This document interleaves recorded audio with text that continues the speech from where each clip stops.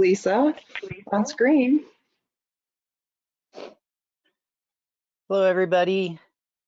Welcome to October State TA Day webinar.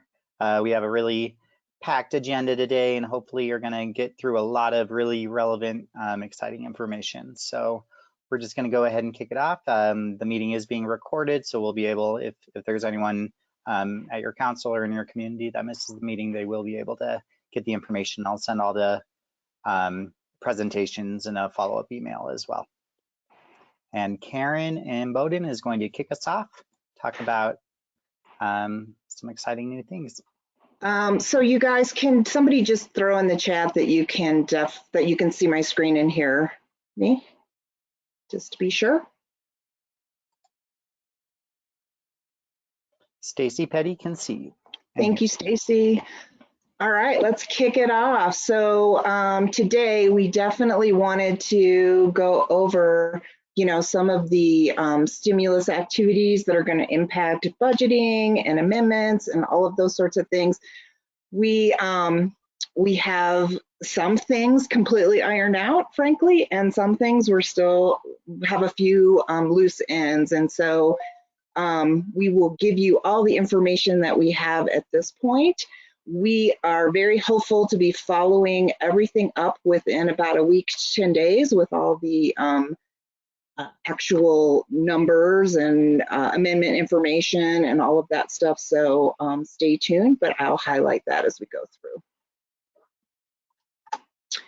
So we're going to talk today about the Colorado Shines Incentive Program, what that impacts budgets for ECCs, along with our CCR&R and Family Child Care Home Navigator information, which you guys had done some survey information for us, which was great. The training on conscious discipline that we did reach out to you guys and ask about, so we've got some information on that too. A little bit of information on the emerging and expanding, along with an overall update in the agenda, and then a little bit of information on some base funding changes. So let's kick it off. So Colorado Shines Incentive Programs. This one is fully vetted out. I know some of you have heard a little bit about this from your coordinators. Maybe somebody, others haven't. So I wanted to go over this a bit today. So really great news. We have stimulus funding for these as well as some planned sustained funding. So we are increasing award amounts, $700 across the board for all of our different categories. So I've listed them here on the slide. We'll have large centers going from 35 to 42, small centers up to 35, and then our family child care homes are going from 21 to 28.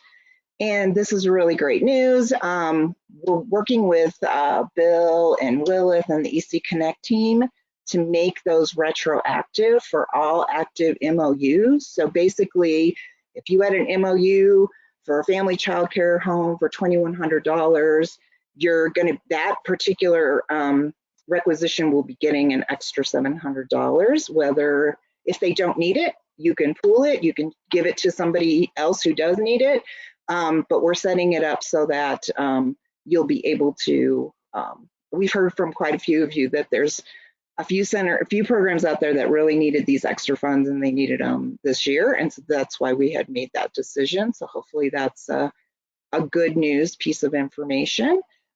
These new dollar amounts will be planned to be sustained. So when we got the extra funding from the legislature last year, the extra $2 million, we didn't change awards at that point in time, but we had been doing some analysis to see if we could. And we do believe that we can sustain these. So again, that's mainly because we've left, $500,000 on the table. But again, as we get more programs engaged, we'll still have it as a first come, first serve, and we'll, likely spend down those GAE funds. So incentive awards. So we'll talk a little bit about that.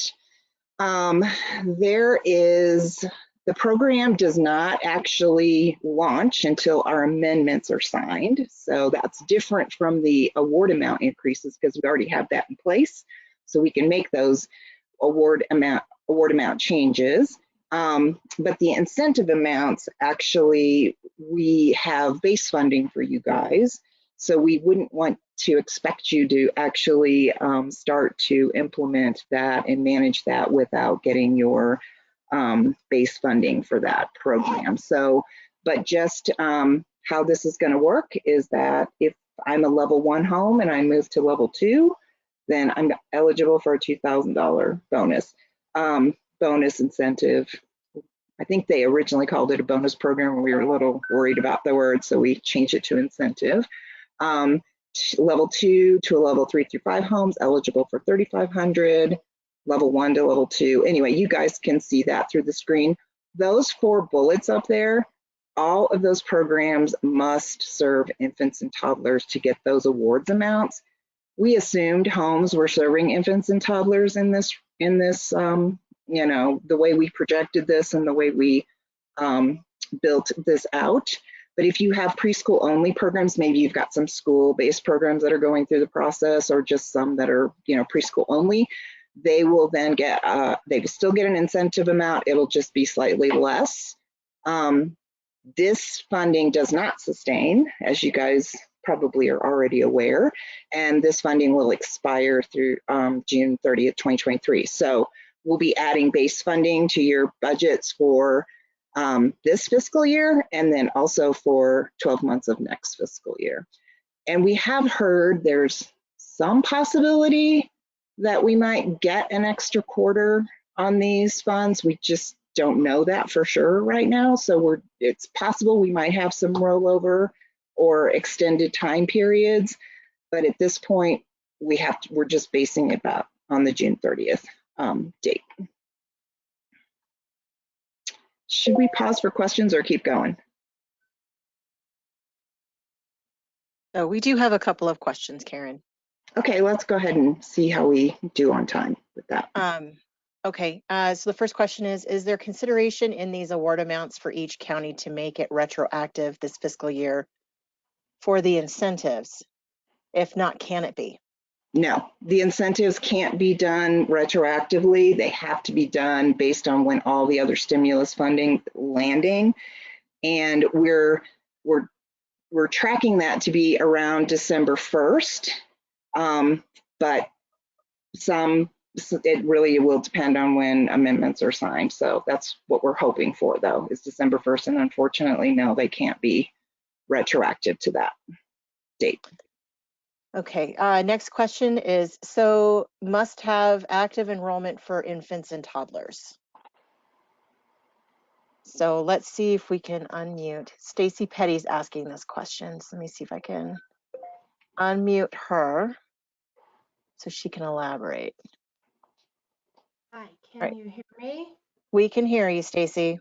So on the incentive awards, those first 4 bullets where you say must serve infants and toddlers, do they have to have active enrollment? Just thinking of what you said with the homes. Yeah, no, Stacey, we'll base that on, we'll base it on what they're licensed for. Okay. You know, so it'll be kind of the 2 data systems, Salesforce and Easy Connect, making the determination that, you know, this is a program that is, you know, licensed for infants and toddlers. And that's why we made those assumptions with the homes. Now, we do have a handful of homes that are only licensed for pre-K, and really didn't split that out. So I think we're safe with the home amounts no matter what. But if you do have the preschool only and they're designated as preschool, you know, in the data system, then they would only be eligible for those lower amounts. Does that help? Thank you. Yes, helps a lot. Thanks. Okay, our next question is, just want to make sure I understand. If we have a family home provider at a level 1 and they get $2,800, and when they get a level 2, they get $2,000. So $4,800 total for getting a level 2. So let me break that up for you. So you have the incentives, right, for CSQI, basically funding the $2,800. and then let's say they go from level 1 to level 2. As soon as they go to level 2, and actually Lilith is going to talk to us a little bit about the system mechanics here shortly, so I may not botch this a little bit, but basically, yes, they're eligible for that extra $2,000. There's one thing I forgot to tell you on that. But let's say that level 2 goes on to get a level 3 through 5 in the same time period. They're actually eligible for the extra $3,500. So in essence, somebody actually could get the 28 plus the 2,000 plus the 3,500, and that all in that same 19-month time period. One thing I do need to, then I just lost my train of thought. Oh, one thing I do need to tell you, the incentive awards. So there's two ways that a program can operate with incentive awards, and this is where you guys come into play and why we need to get you base funding and indirect and all this stuff. The program can request that as just a check. So they can just say, hey, I want my award in cash or check, or I want or I would rather just keep it in my CSQI funds and spend it down that way. There is that option. But if the program is wanting to have those funds to maybe, for other sustainable, for other activities within their program, then they can request those funds. So these incentive awards are cash awards, if you will. Karen, I had a question about that too. Is this just for first-time applicants, or is this for anybody who they've rated before, they've gone back to a level 1, and then they want to start over again? Are they eligible for these incentives? Yeah, that's a really good question. So there's a technicality on that particular instance. If I rated before, but I dropped to a level 1, we're following the data system. So if they're a level 1 and they go to a level 2, they're eligible. If they start at a level 2 and they go to a level 3 through 5, they're eligible. And the idea behind this really was to get new programs enrolled. I mean, that's the whole idea behind it. But the way we've got it set up, where if somebody moves from one to the next, there is the incentive to get that. Now, a couple of caveats there. There's no incentive for somebody to drop to a level 1 right now, because all of the sustainability funds are going to be calculated based on a program's rating level. So generally, if a program is already high quality, they're going to get a higher amount in the sustainability funds. So we wouldn't encourage anyone to oh, I'm going to drop to a level 1, so I'm eligible for this incentive award. And we'll kind of keep a watch on that as we go through the process. And if we start to see that, we may have to make some adjustments to the system, but that is currently how the data system is established. Okay. Next question. Will Indirect be paid on the increased GAE funding? Of course. I know that seems like an obvious answer, but with the emerging and expanding issue that we have, I know it's not. So yes, it will be. Okay. We had one question. Do programs need to move from level 1 or from one level to another starting now? So, and I believe that question was already answered, that it starts. Yeah. So as of December 1st or whenever, we're fully, we got all of our amendments signed, that's when it will start. And then that's when basically the clock starts for those level changes. Cool. If a provider moves from level 1 to level 2, while this is being dispersed, can they get the higher incentive award? I'm not exactly sure. Oh, are you talking about the sustainability awards? Possibly. Let me unmute. This is Michelle Sharp. Because that I don't have. You want to unmute yourself so you can clarify for us your question? Well, both. On the sustainability, if they move from a level 1 to a level 2, can they get that higher award, or like a level 2? So like we have a provider who is going to be, they're set to rate in February to actually a 3 through 5. Mm-hmm. Would they get that higher incentive? Yes. Okay. And then, Yes, as so long as then it's now, past that December 1st date. Now, okay, as and then far on the as like, incentive awards, so if they're a level 1 and they move to a level 2 after December and they get the 2,000, would they get like the difference, or how would that work? nope, they get the full 2,000 plus the 3,500. Okay. Yeah, so they can go from a 1 to a 2 and then a 2 to a 3 through 5, and they'll get those incentive awards as separate awards. So there's a really great option for folks to move through the process. And so I do want to address one issue. We're working with the Clayton team to actually staff up a couple of raters so that if demand starts to increase, that we will be ready and prepared for that demand.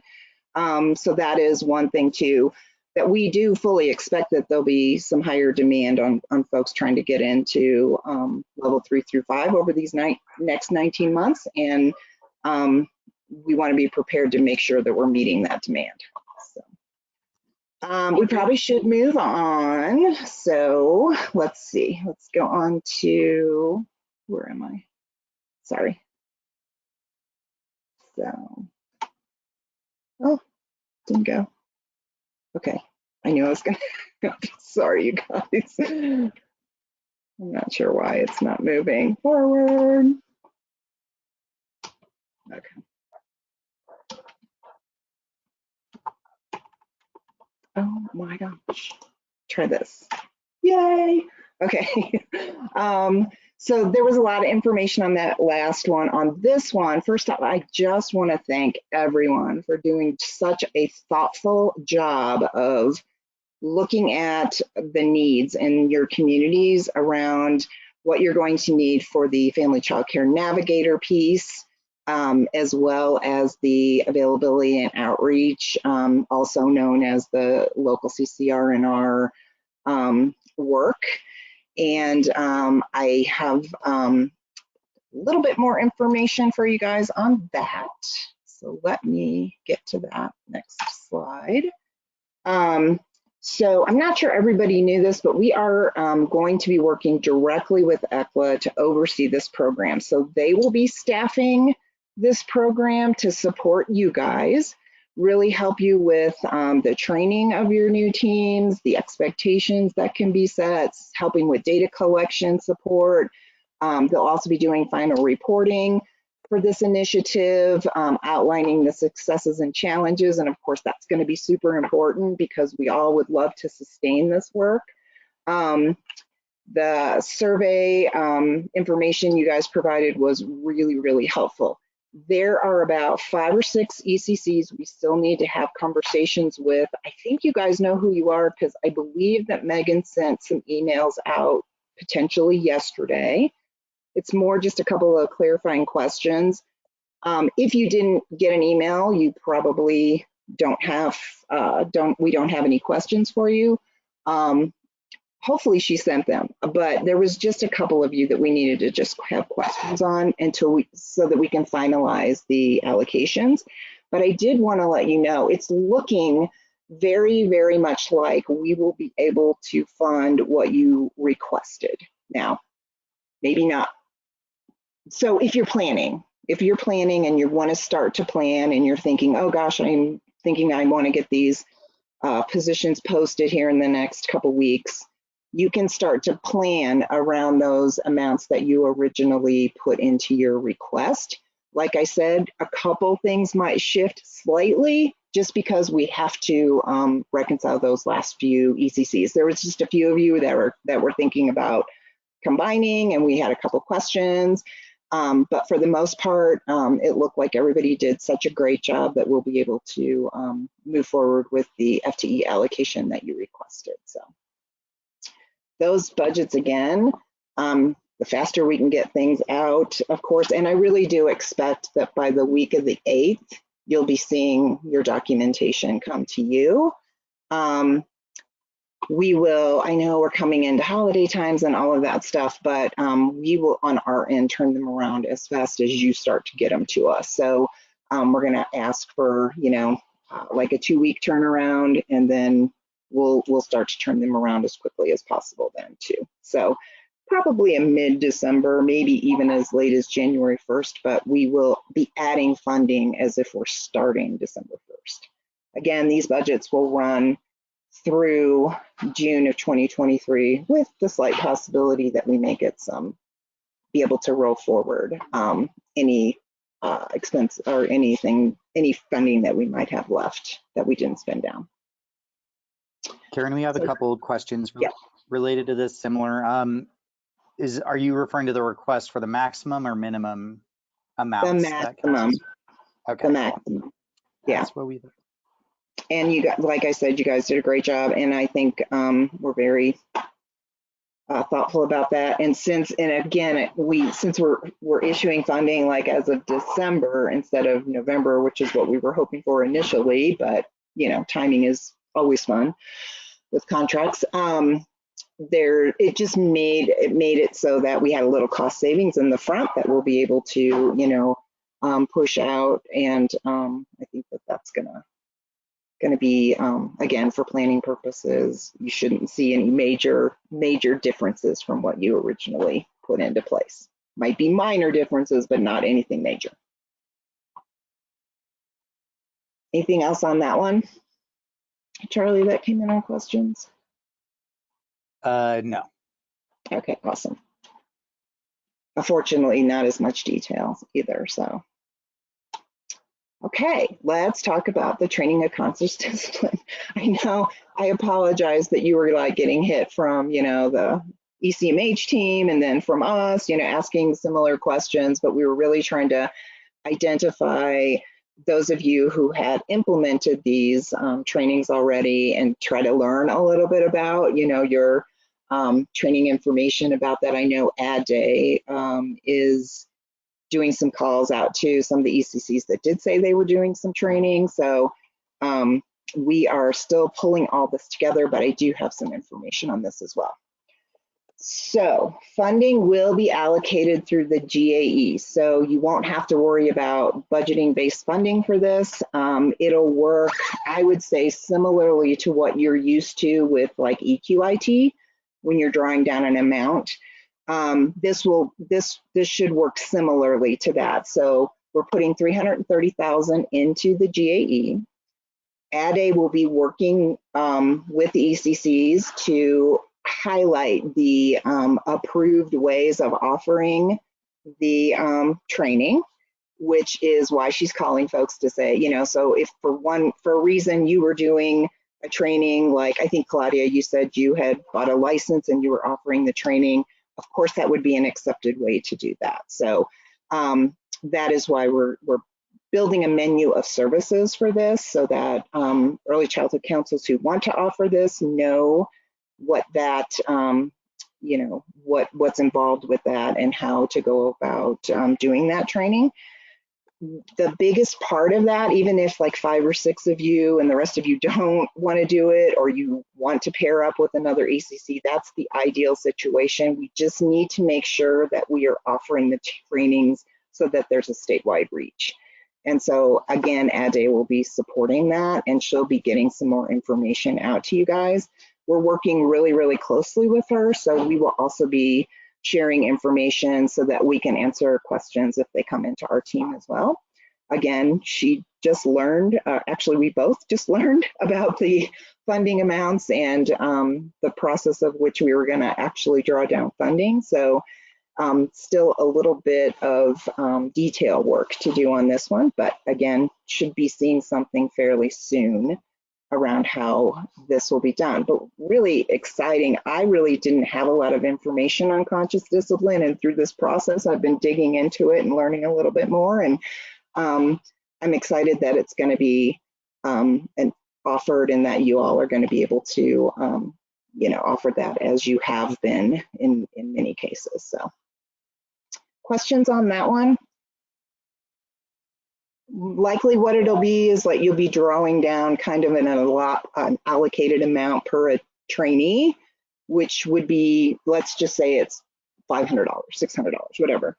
That would include, the cost of the trainee, the cost of any staff time to actually, put the trainings together, recruit people into it, and then some coaching time that might go with that. So that's what Cda is working on as far as the formulaic process of that, but that's how the GAE will work for that particular training. And Karen, quick question here. Why is the funding focused on conscious discipline? Will there be other supports for social emotional trainings? Yes, I'm glad you asked that question. So the pyramid, there is funding for pyramid, and then there's another one, you guys. I'm sorry, it's slipping my mind at the moment. Shoot. And I had hoped Cda would come on. I just had a conflict with schedule.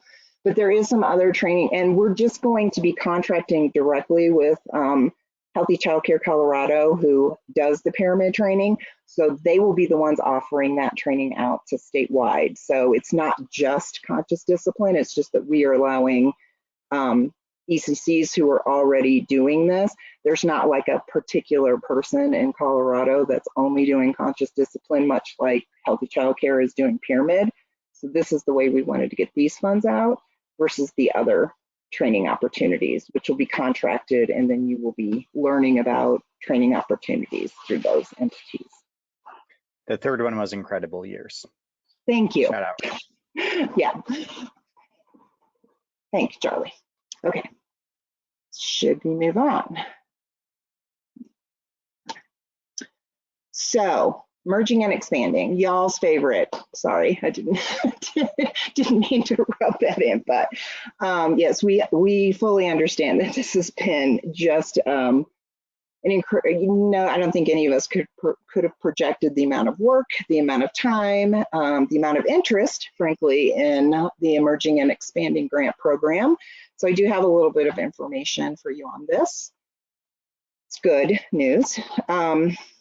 So we have now been approved for an additional $4 million to help us with all of those applications that we have. We still have more applications than funding. Even with the $4 million, we're at roughly $14 million in applications with a $12 million and change budget. But we're continuing to work through those older applications, make sure they're relevant. We're looking, of course, at a lot of, it's just as I mentioned on our Friday call a couple of weeks back, it's just become a much more competitive process because of that.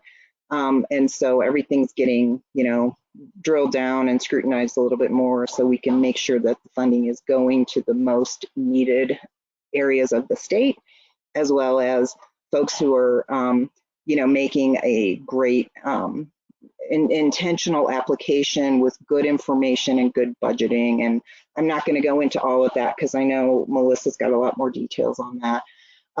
But the good news is we will be providing more funding to ECCs for helping with this program's management, so that there'll be more base funding.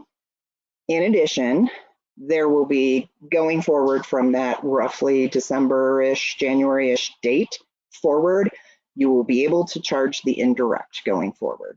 So what we're doing, we are blending these state funds that didn't allow for that, these federal funds that are part of this stimulus, and therefore it's allowing us to put that indirect back in, so that basically what will happen is that whatever has been billed for in the, through that cutoff time period, roughly December 30th, that funding will be just parsed out in a column, and then everything that you've drawn down plus anything new that you've drawn down, you will bill us forward, will be billed with the indirect. So hopefully that is great news. In addition, you will be getting actually more than 10% of that $4 million for administration. And we're still working out a little bit of the detail on that, because there's some challenges with this. This has been pretty messy, as you know, not only from the front side with not having the indirect, but also with the blending of the state and federal funds and the differences requirements of these funds. So we've had to take a little extra time with our accounting group to really figure out how we're getting these into your budget amendments. But we do expect a very similar timeline. So about mid-November, you should be getting that information. So as far as planning purposes, you can expect minimally about 800,000 going into ECC budgets for base funding. So we will get all of that ironed out here in the next 2 weeks. So questions on that, because I know that was a lot of information. And frankly, I think we're still all figuring out. It's been kind of a messy situation here. I'm not seeing any questions related directly to that, but I am seeing some appreciation. So yeah, good. Trust me, we've been working hard on this, and I so much appreciate those of you guys who've been verbal in your communities around sharing the challenges that this grant has posed, and just the general work that it has created, not only for our early childhood councils, but also for our licensing staff. So, and our internal staff. It's been quite the lift. We know we're doing some really great things with these funds. So I think that's the good news. And again, when Melissa gets her time on the agenda, she's going to share some of those new statistics with you guys. So. And a couple of questions did pop up real quick. If rent was put into the E&E budget, does that need to be taken out? I don't know the answer to that right now, but that is a good question, and we'll bring that back to our accounting team. Cool. And then just clarifying, did you say 8 million for base CCC funding through June 2023? So 4 million is being added to the total money that will go out the door, and I believe at minimum 800,000 will be coming into ECCs through the base funding and indirect. And it could even be a little bit more than that. Again, we're just trying to figure out that balance of how we make sure you're getting that funding for what the time and effort has been, along with the indirect. And it's just, again, taking us a little time to figure that out. So our accounting group is working on that. Thankfully, we're not having to make all of those decisions. So, but I think, yeah, it feels like it's going to be a really nice bump in those E&E budgets at this point. And then clarifying end date is June 2022 or June 2023? June 2022 on this one. Yep. Okay. So that has not changed. So about that, and I just made a note on this slide as well about March time period, because we have this situation of way more applications than we actually have money. We're going to start to ask you guys around March to start to look at, and this isn't anything new because you start to do this with your CSQI funding, but to start to look at your spend down of what was drawn down on the E&E, because if there are programs that think they might leave money on the table, we are going to want to know that so that we can fund others that might be waiting to see if there's extra funding. So just be prepared for that. I know spending is happening a little slower than maybe we anticipated, but that's just due to all of the needs to try to get bids and to try to get contractors on site and those sorts of things. So just know that we're aware of that, and we'll be working with you on that and getting you more information on that as well. It's unfortunately, a quick time period on these. Okay. So let's talk a little bit about this next slide. And first off, I just want you guys to know we are just so thankful for your partnership, and know that you're just out there doing the good work and making things happen in this space and supporting all these different and new initiatives and taking it with grace, even when it's pretty tough to figure that there's just so much happening and so much coming at our way. And sometimes we don't even have all the information. So it's just, it's been a pleasure to work with all you guys, and we're so thankful for you and everything you do. And based on that, we wanted to take a look at our funding to see what was possible in order to make some changes in base funding. So we did do a reshuffling of some funding. It was a refinance through the Infant Toddler Quality and Availability Program. We have come up with an additional $500,000, and we will be putting that into your budgets under systems building. Starting with this amendment, you'll get the full amount this year, and then it will be sustained going forward. So hopefully this is great news. There is a little bit of a caveat to how we've distributed this, and this was a request with the governor's office that we've been working with them on this as well. And Mary Alice and Lisa C. and everybody's been definitely a big proponent of this change. So when you see them, please thank them. But we are basically, in essence, moving the floor. So several of you had base funding of $15,000. So the first thing we did with these funds was we raised everyone at the base who was under 30 up to 30. So beyond that, the remaining funds, and that was 105 of the 500. So the remaining funds then were equally distributed among all 34 ECCs. And so you will see that in a budget spreadsheet that we are working on to get that information out to you as quickly as possible, but start to think about what you'll do with your extra systems building funds to spend that. June will be the first round that you'll need to spend that. I am absolutely certain you will have no problem with that. And then, of course, going forward with each of your budget amendments, we are planning to sustain these funds. Questions on that?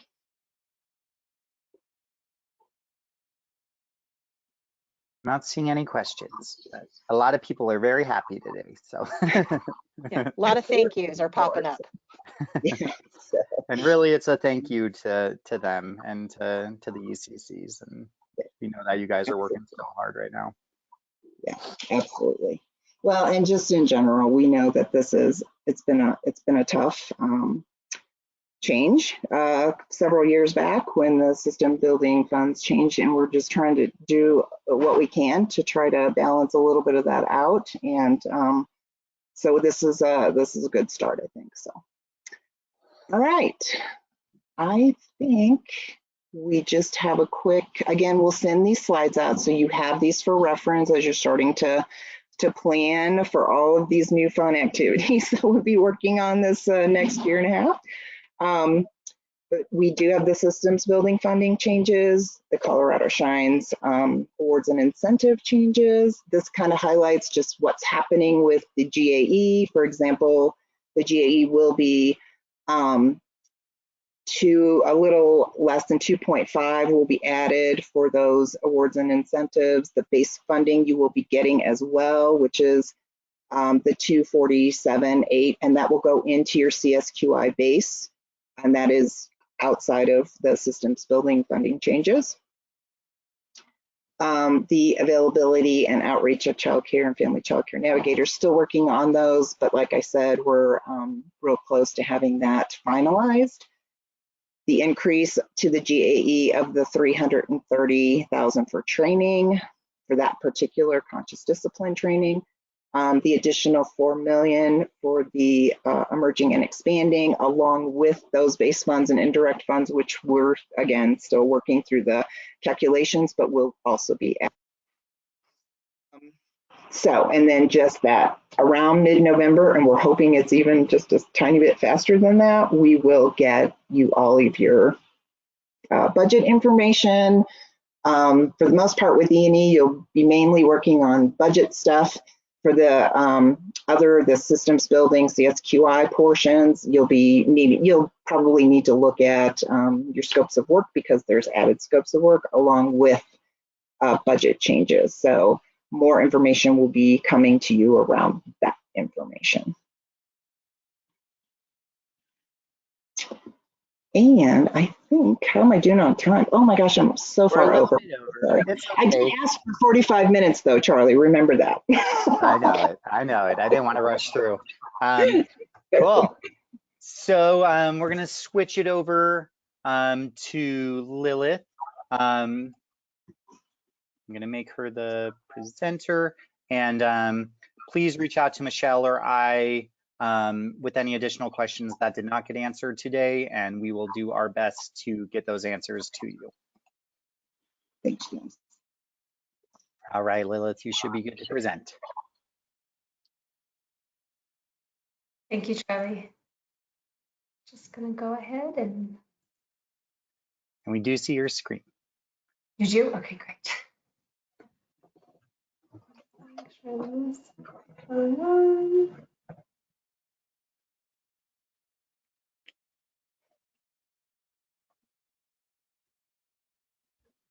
Okay, can you still see that? Yeah, perfect. Great. Let's go. This is just kind of a little bit more detail on the provider incentive awards that Karen was talking about earlier. It's pretty short and it covers actually a lot of the information that she had talked about as well, but just some more of the basic or practical changes that are happening in sugar or that you should expect so that you kind of know what is coming. And then I have it on this slide as well, but I will have a help document with all of these facts and information that ECCs and the state, if they want, can reference in the help desk by the close of business day on Monday as well, just to have it there so everyone can review it. And if they have any questions, of course, any programmatic questions can be directed to your program officer at the OAC, and any technical questions I will definitely love to hear via the support site. So this is just, again, it's a very short presentation to give these early childhood counselors some more detailed information on the new provider rating incentive project. So the eligibility requirements for participating in this program, incentive program, are that programs are engaging in quality and then expanding their quality. And so I think that there's this really big definitive kind of showcasing of their rating from a level 1 to a level 2, and then they're going from a level 2 to a level 3 through 5. Happen to be a level 3 and they rate to a level 4, they will not be included in this rating increase. It is just that level 1, that engaging in quality, to that level 2, and then again expanding that quality, going from that level 2 where they're investigating it, they're getting into it, and then they're rating on those higher levels 3 through 5. They will have to have an approved TSQI or ESQI application to receive these incentive awards. And these incentive awards will be added to their existing QI funding. This is not going into coaching or into the pool or anything like that. It will be directly deposited into their QI requisition that they have.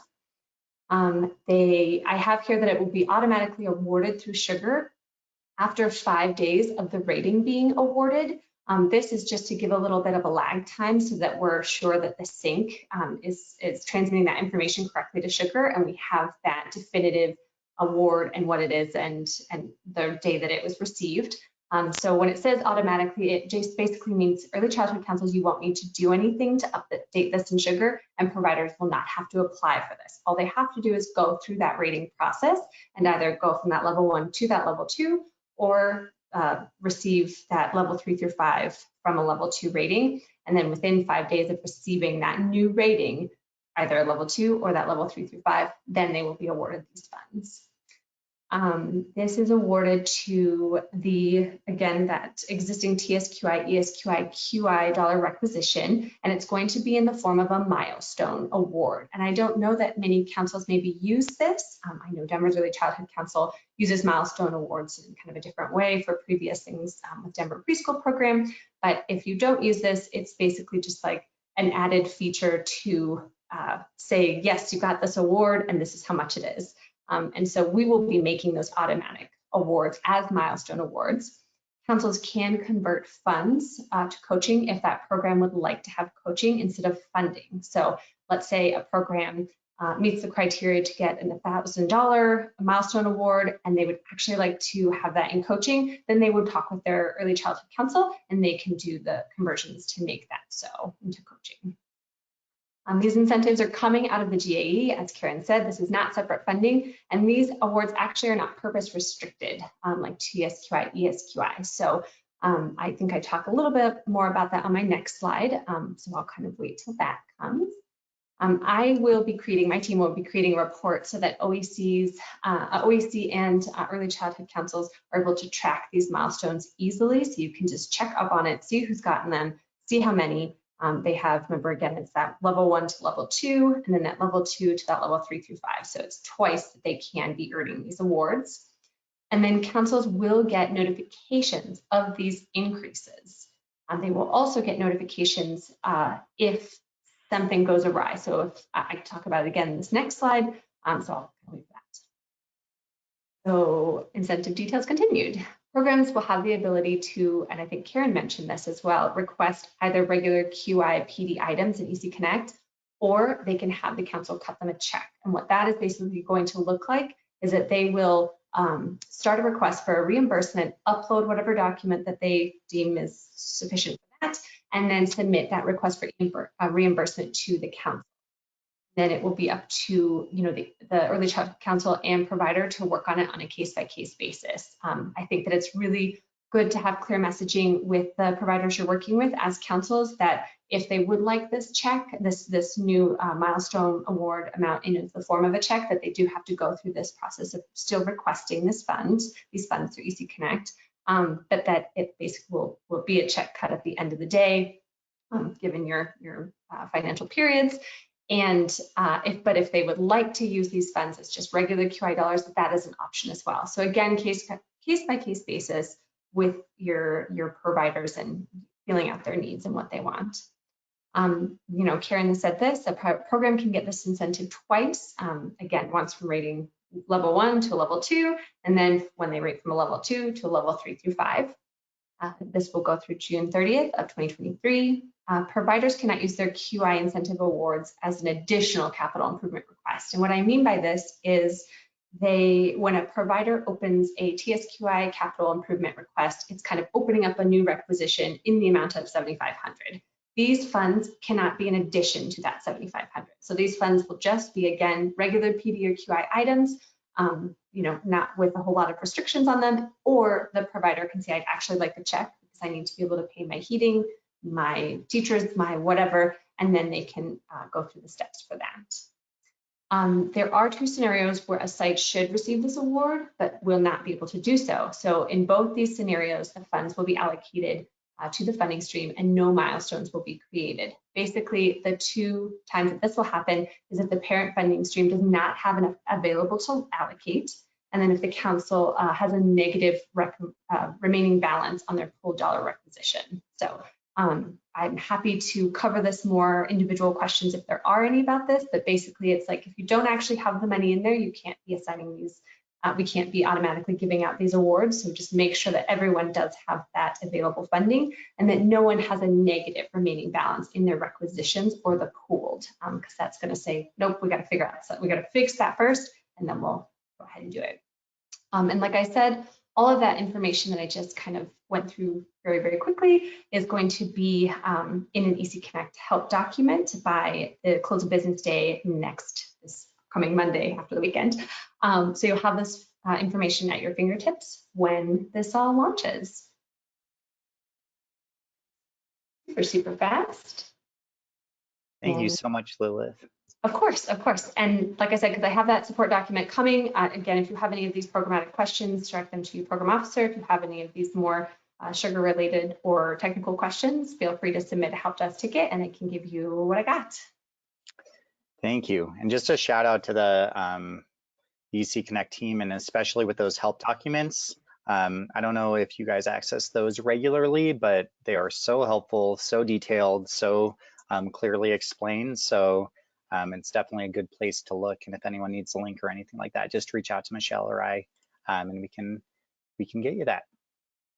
Charlie. Thank you. All right, moving on, we have Angela, who is going to give us some updates on PDG. And I just made you the presenter, Angela.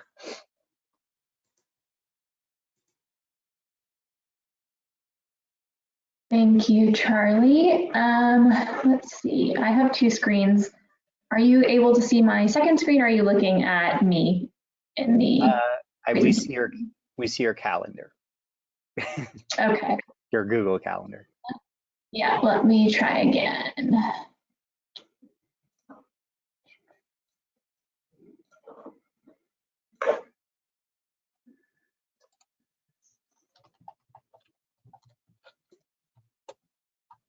Okay, how about now? Still, oh, there we go. Perfect. Awesome, thank you. All right, so I have a conflict at 2 o'clock, so I'm just going to go quickly through a couple of our slides. We actually are going to do a quick activity today. So I'm going to go ahead and jump right to that. So I know we've been coming for several months to talk about our business training partnership with the Small Business Development Centers. So today we just wanted to do a quick activity with everybody. Knowing that we're coming to kind of a close on this year, we have one more upcoming training to close out the year. We have a few that are ongoing and are wrapping up in the next few weeks. And just wanted to note that consultation is still going to be open through the end of the year. But we wanted to take a few minutes to chat with you all about the opportunity to participate in the training. We wanted to have a discussion with everybody who is part of this process and those who haven't had a chance to participate in this process to get a sense of, what's going well for those that are participating, and then for those that haven't had a chance to attend a Small Business Development Center training, what are the barriers that you've experienced and possibly coming to a training. So I'm going to drop a Jamboard in the chat, and that way we can quickly jump into this. Let me see. Okay. I should be able to jump over into that. Are you seeing my Jamboard now on the screen? Perfect. Yep. So I've got 2 pages here on the Jamboard. So the first page is dedicated to the councils that have been able to attend a business training. We're curious on what's going well from your perspective,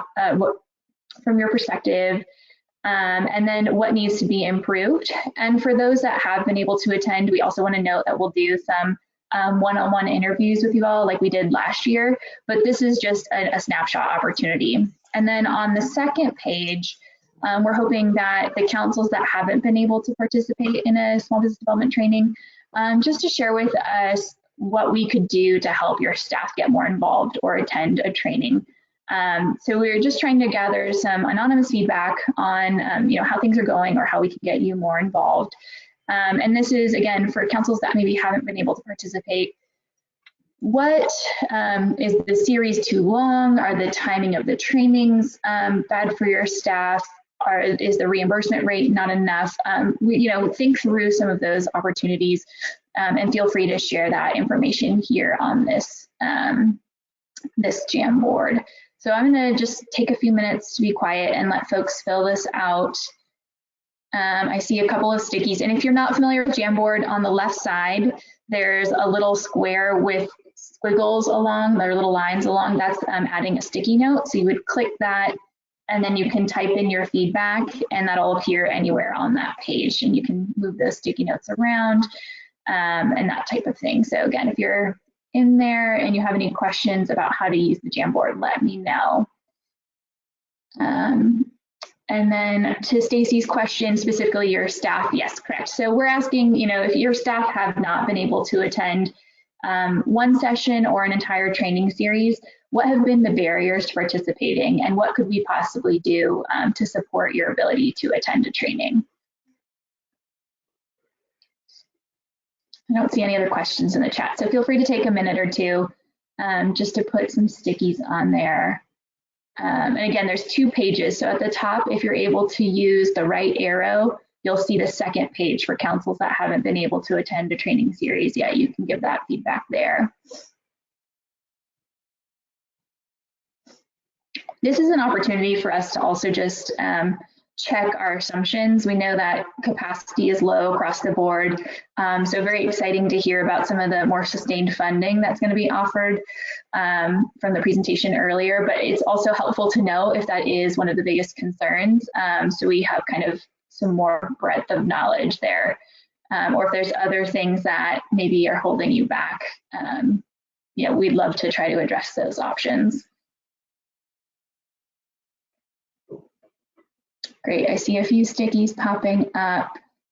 Thank you all for hopping in there.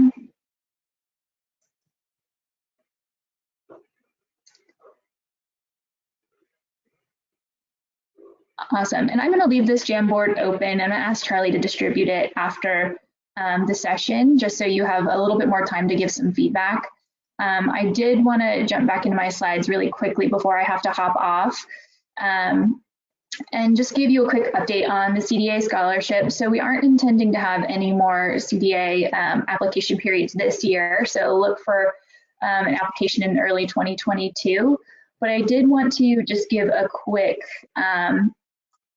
update on the Pdis coursework. I think I've mentioned to a few of you at this point that we did go through and map all of the Pdis trainings to the Cda competencies. So folks who are taking their professional development trainings on Pdis can then get those hours counted towards the Cda. So we do have a checklist available, and we're getting ready to distribute that checklist to PD specialists, councils, and hopefully we'll be able to post it on Pdis itself, so that folks have that checklist for their verification visit. And then a future conversation will be, how can we possibly automate that process within Pdis so that folks who are going through the Cda process can just automatically print their transcripts and have that count. So we're discussing what the requirements for that would be, and more to come on that. And then last but not least, again, just a teaser, we have written business guides, one for family childcare homes and one for childcare centers, that have information on business best practices, childcare licensing, and a number of different resources all in one guide. And we're intending to publish that between now and the end of the year. So a little sneak peek, just so you can anticipate that resource coming very soon. And just again, wanted to let you all know that Christian and I are a resource for these projects, as well as a number of stimulus projects that are coming up. So feel free to reach out anytime with questions. And hopefully that gets you back on track with the agenda today, Charlie, and I'll pass it back to you. Thanks, Angela. Quick question, is there going to be more information on EC 101 and 103 that is going to be available? Yes, so we are working on a process with our partners at CDHE to reimburse folks who are enrolled currently this fall semester, and then we'll be releasing guidance on how folks can enroll with removal of those fees starting in spring 2022. Unfortunately, contracting has been a little bit slow since we have so many folks across CDHS that need to do contracting work right now. But we're hoping that we'll be able to announce all of that very soon. So CDHE is working on that, and that's actually who I'm hopping off to go talk to. So hopefully that's good news to everybody that we're trying to move forward quickly on the guidance for both those that are currently enrolled and then those who are planning to enroll starting in spring. So yes, feel free to continue to ask questions like that over the course of the next few weeks if you haven't heard anything yet. And we are working through as many of these questions as we can. Awesome. Thank you so much. Thank you. All right, we're going to turn it over to Jennifer O'Brien. She's going to present some information on the accepted degrees for the Early Childhood Professional Credential 3.0. Thanks, Charlie. Can you hear me? Yes, and I made you the presenter, but you need me to share the, oh, there you go. You got it? We got it. Well, I'm seeing a lot of files on your desktop. Okay, one sec here. Let me.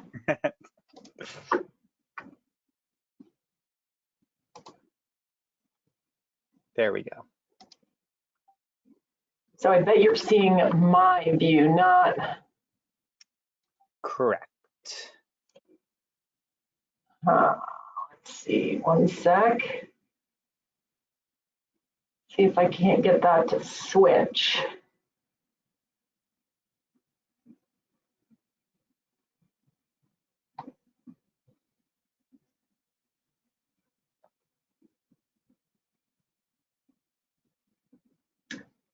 Yeah, I don't know how to get that to switch. Doggone it. Is it that use presenter view checkbox right under Acrobat, on the far right of the toolbar?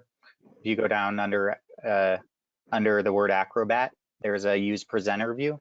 Maybe that would be it. I don't know. I'm no expert. Let's see. Yeah, I don't know. I think there's an E. Can you hear me? Yeah. If you'll go down to the bottom of your page on the black bar, right above your black bar where you see that little scroll that has 100%, if you'll click on the screen to the left of it, right there, that should do it.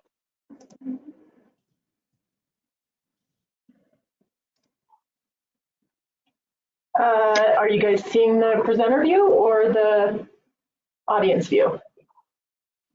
I just think go for it. It's just, I'm not sure. We're seeing what we need to see. Okay, sorry guys. Let me see if I can't enlarge it as much as possible here. That's okay. From beginning, like if you click the from beginning icon, it should. Yeah, no, I'm working with two screens and it's showing what I want you guys to see on the other screen, and I can't seem to drag it over. So we'll just deal with this for right now. So apologies for, it's probably smaller than I wanted it to be for you guys, but just have a few updates on the credential really quickly. So we have additional information on early childhood professional credential 3.0 on the website. So we have the credential worksheet. It's back. People really liked that worksheet. We have degree definitions around early childhood and early childhood related degrees. It's page 8 of the linked document. And I'll talk a little bit more about that in the next slide. We have demonstrated competency info, including what you need to submit demonstrated competency info. We have an introduction to the early childhood professional credential 3.0 video. And we're actually, the instructional design team is working hard on another more in-depth Credential 3.0 video. And then we have a link to I have a link here to town hall FAQs from a workforce town hall that happened about a month ago. And there's some good information in there about the credential. So as many of you know, one of the components of the early childhood professional credential 3.0 is formal education, right? And one of the subcomponents of formal education is degrees. So people, professionals get points for early childhood degrees, early childhood related degrees, and then unrelated degrees. So we've defined what those things are, right? So you'll see right there, and this information is all on the website linked in the former slide.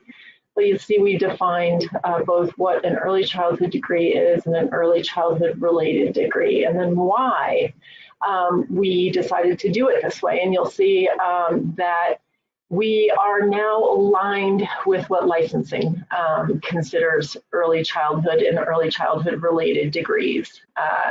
And that alignment will be reflected in the rules and regulations that will be live or active, I don't know what you call it, on December 1st. Few quick words about our credential queue. You know, we had quite a few in the queue, and we're still working with quite a few in the queue. You know, when we went live with the new Pdis, it was just a tsunami of help desk calls, and so we really devoted our attention to the help desk calls up until the beginning of December. And then at the beginning of December, we kind of realized we needed to refocus on this other huge bucket of work that we're responsible for. And so you'll see about midway through that chart, beginning of September is when we started to focus on credentials, and then that continues. We implemented a strategy the week of 9/26 for a quicker turnaround on credentials, and you'll see that made a difference. And we continue to pick up steam. This week will be a big week for us because we were able to do some staffing shifts to put more staff on the credential. And so we'll have a big week this week. And, you know, the technology from the administrative side is working as well as it ever has. And we're just cranking right through those credentials as fast as possible, and also exploring staffing the credential at a higher level. So I'm hopeful. And the next slide, just a reminder that we want people to download their documents from legacy Pdis, right? So granted, these are documents that people never let go of, right? They scanned and uploaded to the Pdis, but you know how that is. Sometimes all our stuff gets lost in the shuffle. And so there are directions on how to download documents, and we've had a lot of people going into the old system, the legacy system, in doing this, really thousands of people doing this. So that's very good, and we want people to continue to do that because the legacy site or the old site will no longer be available on January 1st, 2022, and that is a hard deadline. There will be no more old Pdis as of that date. Okay, tried to do that as quickly as I could. Any questions for me?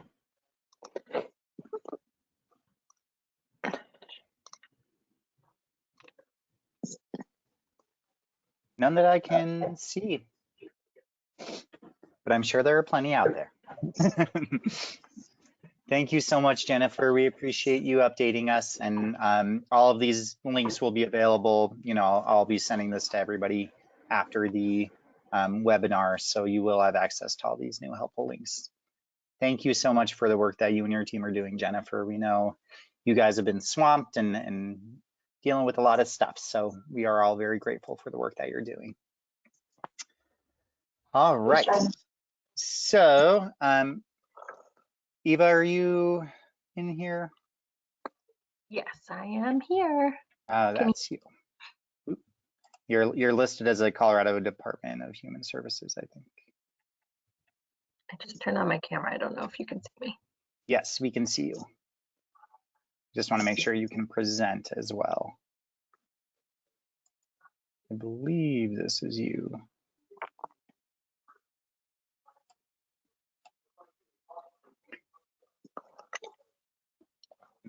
Are you able to present? I don't have that capability. It looks like it says, it looks like I can change presenter. Should I try that? Yeah, try changing it to yourself. I'm just not seeing your name on here. Are you listed as something else? Yeah, that's strange. I don't know. Let's see what happens if I click that. Are you seeing my screen? Her name is Jennifer O'Brien, so it might be she logged in with Jennifer's. Okay. Yeah. That's weird. I don't know how that happened. I just clicked that link that you sent me. Sorry, Jen. All right, no prob. Here, now will it work? Yes. Perfect. Is that working? Okay, cool. Let's see if I can make it big. Okay. Are you seeing that? Yes. Okay. I know that we're butting up against a little time, so let me just skip. That slide is the preparation slide of all the good things that you all hopefully know about EQIT. But essentially, we are planning to do our next Train the Trainer, our Infant Toddler Specialist Foundations course. This will be our 13th cohort. So we are getting ready to open up our application. The application will open up next month, and I have a timeline on the next slide that I'll show you all. But just wanted to throw out these 3 prerequisites that we ideally want folks to have before they apply to this next cohort. So if you have people in mind that you think would be a good fit to join your team, send them my way. but also as you're sort of going through the vetting process, we want them to have already taken the course, already taken EQIT at the local community level, so that they've already gone through all 16 modules. We want them to hold a trainer credential or at least be in the process of applying for that. And sometimes that step takes a little while, especially if people don't have their early childhood professional credential yet. So that's kind of a piece, like if someone doesn't have that yet, let's get going on that part. And then of course we want them to have your blessing, your counsel, and community approval to join the local team. If you are a community that doesn't have a team in place right now, and has been thinking about that, now is the time to add a new team to your community. Or if you are a community that needs to add a partner, or you just want to start to sort of bring somebody else into the mix, we would love to have those people join us. So let me show you our timeline here. We are going to open the application on November 19th, so couple more weeks here. That will be open for 2 weeks, kind of over the Thanksgiving holiday, but also having another week for that to be open. And then we'll send out that approval letter in December 17th, so that folks will know whether or not they were approved. And likely, if you are sending people my way, I'm also giving them those 3 prerequisites so that people aren't getting to the application and saying, oh, wait, I don't have all of the things. But anyway, we will then be starting our course January 26th. So the end of January, and then we will go all the way through the middle of April. So it's about a 2.5 month commitment. We will offer opportunities for folks to practice teaching during that time. We will have them in small groups practicing, leading some of those learning experiences, and then we're going to ask ideally for them to each join their local team if a course is being offered at that time. If not, we may have people join different teams so that they can get a live practice in. We'll also be doing training. So it will essentially be every week between January 26th and April 13th. We'll start off that day with a full day of sort of an orientation, and then that final day in April, we'll also have a full day face-to-face. The times in between will have shorter training opportunities that will be about 2.5 hours long. And then in between those, they'll be doing some practicing that will be on their own. We'll also have a little bit of online work, potentially webinars and those types of things. So if all goes as planned, and people are really, really on top of everything, they could potentially start teaching as soon as April 14th. But you will have new trainers for the next fiscal year. After this training, after this cohort goes through, we'll also be offering the coaching portion of EQIT's training. So people who go through this will sort of have that first dibs on the coaching training. The last cohort, all of the people went through the coaching training as well. So I imagine that may happen again because we're offering it as a hybrid model and as a virtual model. We think maybe we'll have that April 13th date to be face-to-face. So we're going to shoot for that, but we'll see what happens. So that is the quick version of my presentation. But other questions, Charlie, or anything coming up? Not that I am seeing. Okay. If there are any questions, feel free to reach out to me. Again, send people who you think might be a good fit to join your team to me, and we will be opening that application up in November. Thank you. Thank you. All right, thanks for hanging in, everyone. Our final presentation today will be Melissa Frank-Williams updating us on the E&E grant. Let me assign you. Can you talk so I can see the little microphone thing go off? Yes. Hello. Okay, let's see.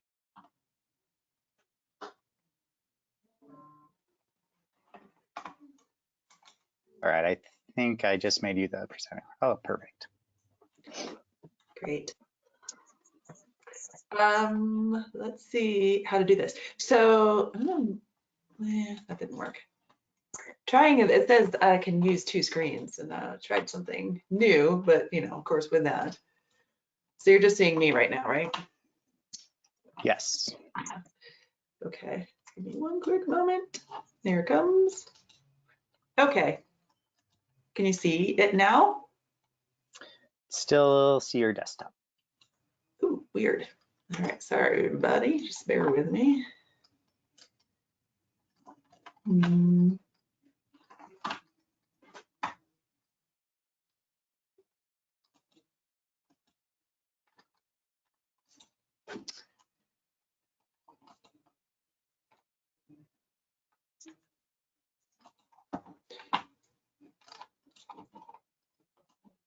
Oops.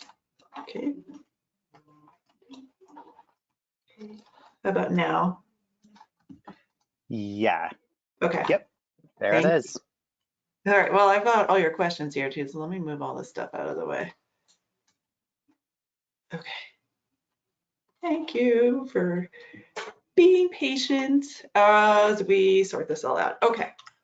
So October's report. So you got all the good news about the funding and things that are increasing. So that's included in this presentation. And as always, here's our trusty slide that shows where we stand. And something that you'll probably notice is that we are now at 9.9, and it's probably safe to say at 10 million in grants that are under review or in that hold status or in receive status. So those are essentially grants that we're going to be, or applications we're going to be reviewing. The good news is that, as you know, we're adding this 4 million in. So the amount, oh, wait a minute, that was, hold on. The amount that's actually remaining is 8.1.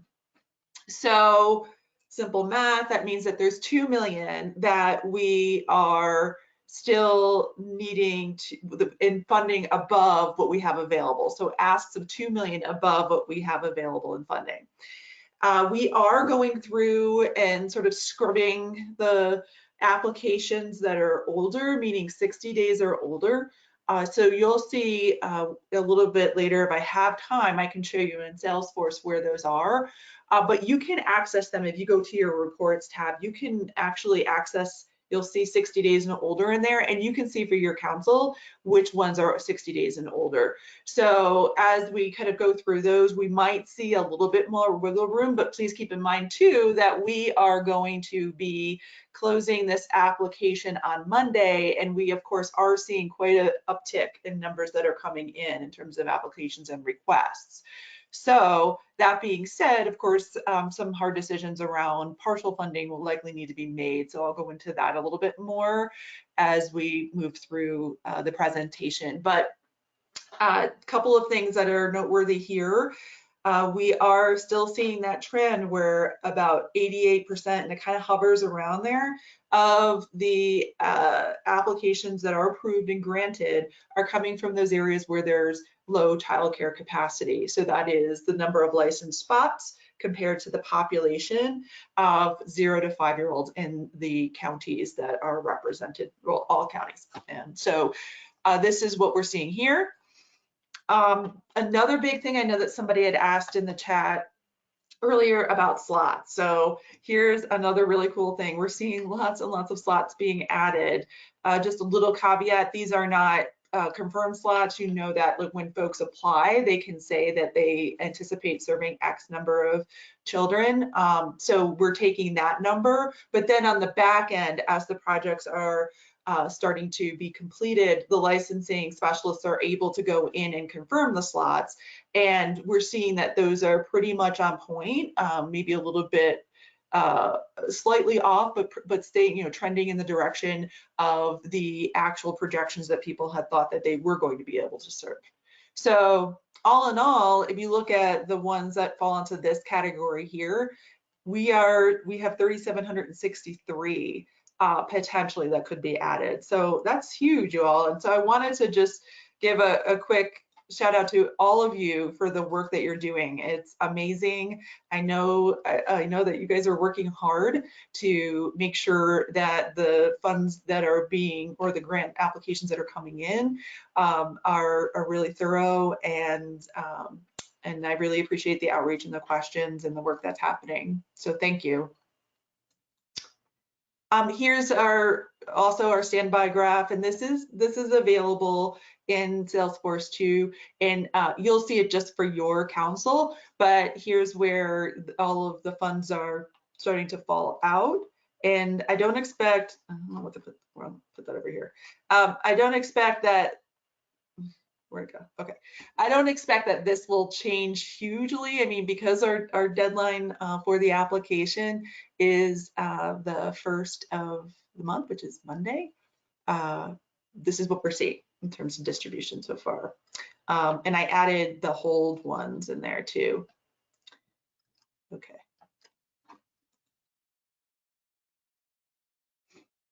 I did, how are we doing in time? Okay. So this, I did want to show folks a little bit in Salesforce because I've been getting some questions around it. Let me go to, in terms of where to find your reports. So your screen, of course, is going to look a little bit different than mine, but you all should have at the top of your Salesforce menu a option for reports. And if you go in there, this is the easiest way to see everything all together. You should be able to see all of my reports, because anything that says folder E&E grant, you all should be able to see. And if you don't, let me know and we can fix it. But the big one to check out is this all grants by status. And then what you'll get is a nice, hopefully tidy little summary of all of the grants that you have in your area. So in my view, I see everybody's, and yours you'll see for just your council, and then it will have the received, eligibility, on hold, and under review. And then you can go from here. I'm just gonna, hopefully this is okay. Well, actually, let me go into an eligible, one that's already been awarded. And I'll just go into this one from Mesa. And you can see in here all of the information that comes from, and is in the back end of the application in here. And you'll also find that here's our little section for ECC notes. And this has been a really good way to coordinate and communicate. I put notes in the licensing notes section, and so does the licensing specialist and the supervisors. And then down in the ECC notes, you all can add your notes too. So it's a really good way of communicating back and forth, especially as we're starting to go through some of these older applications. The other thing I want to point out here is that there is a report for the over 60 days. This one is by licensing specialist, but you can still, and again, we'll just pull up the ones that are under your council.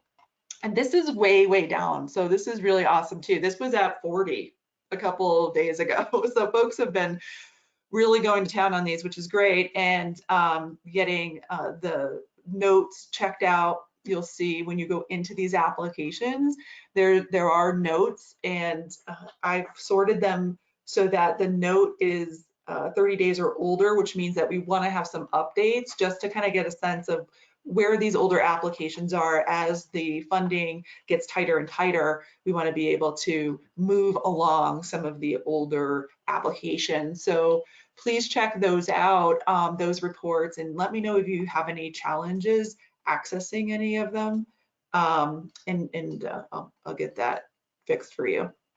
So as I mentioned, November 1st is our close.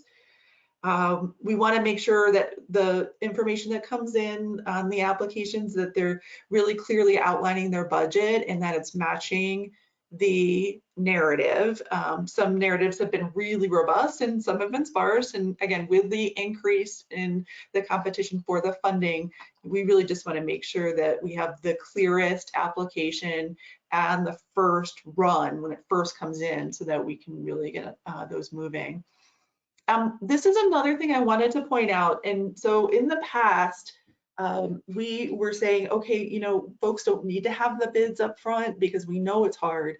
And we're also faced with this challenge now with the funding getting tighter and needing to make sure also, because the timeline for spend down is getting tighter with each day, that the requests that come in are backed by the bids and we have a better understanding so that we don't have to go and back in after they've been approved. So we're really asking for folks to get those bids and get them into the system, into Salesforce, uploaded with the budgets as soon as they can. And we really do need to have those before we can approve any funding. I also wanted to remind folks about the handy checklist that's in the Google shared folder. That will help you when you're going through and understanding, okay, where are we now between the licensing specialist and the approval process and ECC's role? It's a little bit easier, I think, to use than maybe the very dense guidance, although the guidance, which is also in the shared folder, is good for additional information that may not be in the checklist if you want to get in the details. And then this is just a reminder about the 60 days to check those out. The prioritization, this I know was also in a communication we sent, but again, with the narrowing funding, we do need to look at prioritization. And so here are the areas that are stated in the legislation and also things that we've talked about in the past. And the other things, just as a reminder, we are likely to do more partial funding given the funding that's available, and that for folks that are applying for over 50K, and again, these are only childcare centers that can apply because they need to meet that requirement with regard to minimum number of children served. And if the program has already been approved, so when they want to come back for additional funding, they can do that, and that function is now working in Salesforce, thankfully. So they would go in, they would apply for the balance of what they would be eligible for, and so those two applications together would be folded under the one MOU when the second application is approved, and whatever that total amount is what the grant then becomes. And this is important because we've had a couple of challenges with this. So a distinction that I wanted to make is that if an application is under review and an applicant wants to come back in and apply for a larger amount, they can certainly do that if they're eligible. We just need to know and let them know we're going to withdraw the old application that's under review, and then they would apply for the larger amount, and they don't go into hold status. So it's a little quirky because I have to do everything manually because we didn't build that into Salesforce. So just to know that that's how we're handling those, and I will put them in under review, but I will have to withdraw their old application. And just a reminder about the notes field. I won't go into this because of time, but budget form. So as you might recall, the budget form did change, and the new one, it just allows for them to provide more detail to us and then also to specify if additional funds are being put towards the project. So the instructions are in there, and if they miss that on the application, meaning the provider missed that on the application, in the Google Drive, there is not only a sample. So the sample is just that. It's just to kind of give you all an idea of what the budget detail should look like. Don't use that one because then it overwrites the sample. But there is a actual template that you have to download it and then have the provider fill it out, and then or you fill it out with them, and then it goes attached to the application in Salesforce. I'm going to copy this if folks need it, and I think put it in the chat. I'm going to give that a shot. But just as a reminder, this is the shared Google Drive. It continues to grow and provide hopefully more tools and resources for you all. So please utilize it. And again, thanks everybody. Awesome job. And we'll just keep moving forward. So the application will close, but as you know, there's work to be done to move through the current queue of applications we have and to get folks their money. Thank you. There are quite a few questions, and I know we're out of time. Yeah, I can download them, Charlie, and then that's the cool thing about this particular software is that I can get your questions off of the system and then respond to them via emails. That will work for everybody. All right, that sounds great. Okay. So and I'll just put the Google Drive link again in the response to those questions in case anybody still needs it. Perfect. All right, well, thank you all for attending today. We know there's a lot going on. Please feel free to, shoot questions to me or Michelle. And, just communication is going to be the best way that we can get through all of these things that are currently happening. So don't hesitate on reaching out to us. And we really appreciate the hard work that you all are doing. We know everyone is working their butts off to get things done for the kids of Colorado. So we really, really appreciate the work that you all are doing. All righty. And I will send all of the slides and everything that was presented today in a follow-up email. So thank you all and have a wonderful rest of your day. Thanks. Thank you, everyone.